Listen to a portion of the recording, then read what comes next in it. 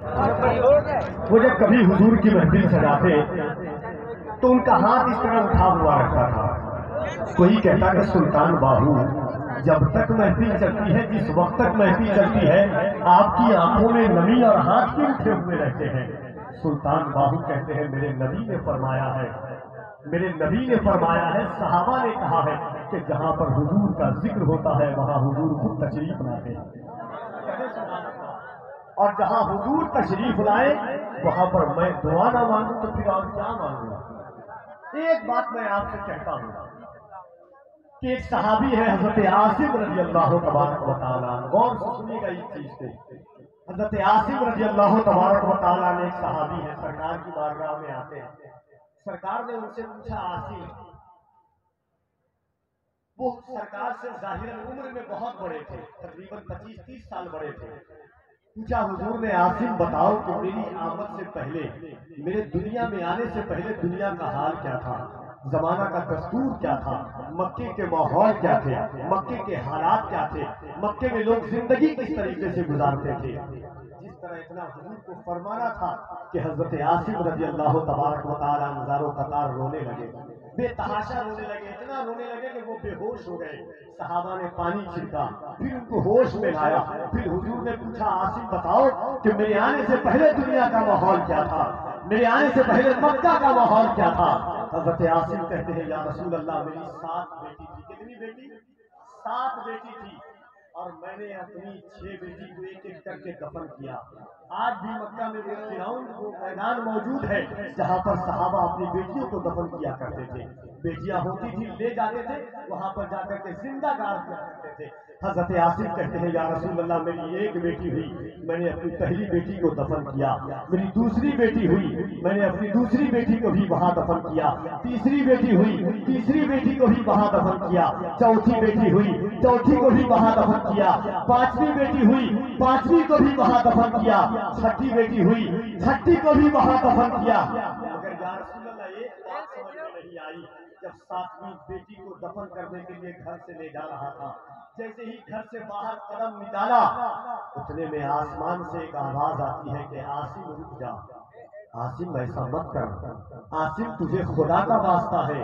زمین کانپ رہی تھی، بادل گرج رہا تھا. یا رسول اللہ ایسا لگتا تھا کہ آسمان ٹوٹ کر کے عاصم کے سر پر گر جائے گا، مگر مجھ پر شیطان سوار تھا. میں آگے بڑھتا گیا، آگے بڑھتا گیا، تھوڑی دور اور آگے بڑھا.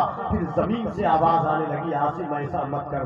ایسا لگتا تھا کہ زمین مجھے نگل جائے گی، زمین پھٹ جائے گی، میں اس کے اندر دفن ہو جاؤں گا. الغرض کے یا رسول اللہ میں اس جگہ پر پہنچا جہاں پر تمام لوگ اپنی بیٹی کو دفن کرتے تھے. میں نے مٹی کھودا، میری بیٹی پوچھتی رہی کہ بابا کیوں لائے ہو. میں کہتا رہا کہ تجھے کھیلنے کے لیے لایا ہوں، تجھے گھمانے کے لیے لایا ہوں. میں نے گڈھا کھودا، بیٹی کو رکھا. یا رسول اللہ جیسے اسے رکھا وہ مسکرا رہی تھی، پھر بھی میرے دل پر کوئی اثر نہ پڑا. شیطان مجھ پر غالب تھا. میں نے مٹی ڈالا، مٹی ڈالتا گیا، تھوڑی دور تک مٹی پڑی. اب آسمان ایسا لگتا تھا کہ ٹوٹ کر میرے سر پر گر جائے گا. حضور پوچھنا اتنا تھا، الدھرمو والو، گونڈا والو، اگر بات حضور کی ہو تو محبت کے ساتھ سبحان اللہ آپ کہیں گے. دل ہو جو لوگ کہتے ہیں کہ اسلام نے عورت کو عزت نہیں دی ہے، پیغمبر اسلام نے عورت کو عزت نہیں دی ہے.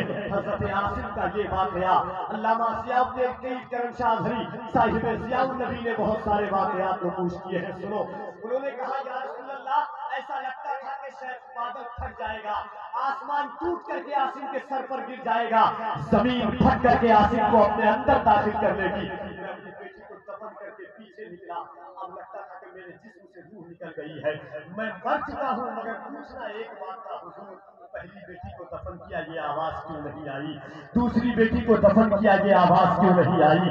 تیسری بیٹی کو دفن کیا یہ آواز کیوں نہیں آئی؟ چوتھی بیٹی کو دفن کیا یہ آواز کیوں نہیں آئی؟ پانچویں بیٹی کو دفن کیا یہ آواز کیوں نہیں آئی؟ 7ویں بیٹی کو جب دفن کرنے کے لیے نکلا تو یہ آواز کیوں آئی؟ رونے لگتے ہیں، اللہ کے پیغمبر کی آنکھ میں آنسو آ جاتے ہیں. میرے حضور فرماتے ہیں عاصم تو نے پہلی بیٹی کو دفن کیا، میں مکے میں نہیں آیا تھا. دوسری، تیسری، چوتھی، پانچویں، چھٹی بیٹی کو دفن کیا، میں مکے میں نہیں آیا تھا. مگر جب تو 7ویں بیٹی کو دفن کرنے کے لیے گھر سے چلا، اس وقت 4 دن پہلے میں اپنی ماں آمنہ کی گود میں آ چکا تھا. اور اللہ کو یہ दफन कर दिया जाए। नारे रिसालत, नारे रिसालत, अज़मते मुस्तफा, शाने मुस्तफा, नारे तकबीर, नारे रिसालत। जहाँ तारीख था, जुल्मत करा था, सख्त काला था, कोई पर्दे से क्या निकला कि घर घर में उजाला था। मेरे करीम आका का एहसान है। जहाँ तारीख था, जुल्म आला, हज़रत सरकार फरमाते हैं वो जो न थे तो कुछ न था, वो जो न हो तो कुछ न हो। जान है वो जहान की, जान है तो जहान है। आला हज़रत कहते हैं या रसूल अल्लाह, ज़मीन व ज़मान तुम्हारे लिए, मदीन व मक्का तुम्हारे लिए, जुनीन व जुना तुम्हारे लिए, दहर में ज़मा तुम्हारे लिए, बदन में हैजा तुम्हारे लिए, हमारे यहाँ तुम्हारे लिए उठे। सुभान अल्लाह। तो मोहब्बत के साथ एक मर्तबा याद करना, इस्लाम ने औरत को इज्जत दी है, इस्लाम ने लड़कियों के वक़ार को बढ़ाया है। लड़कियां भागन समझी जाती थी।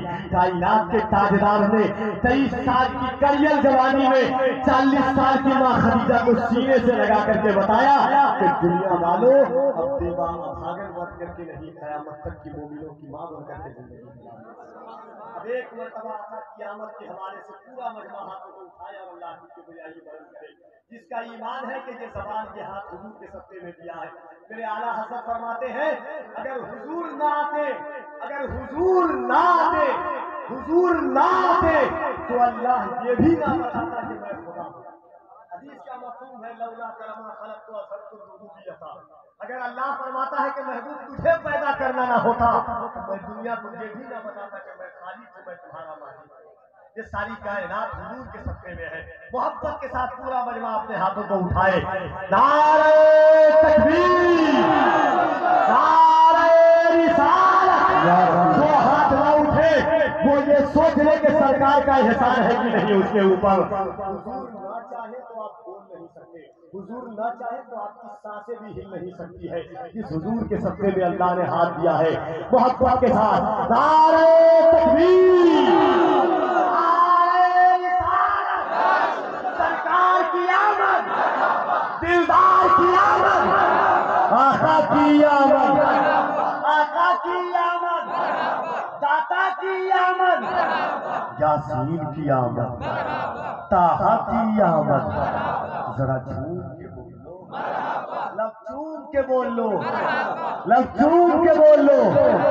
मोहब्बत के साथ लगे कि आप अपने गांव में नहीं, गुंबदे खजरा की छांव में हुजूर का जलसा कर रहे हैं। सरकार की आमद, दिलदार की आमद, आका की आमद, दाता की आमद, रहबर की आमद, सरवर की आमद, सरवर की आमद, दिलवर की आमद, यासीन की आमद, ताहा की आमद, ताहा की आमद।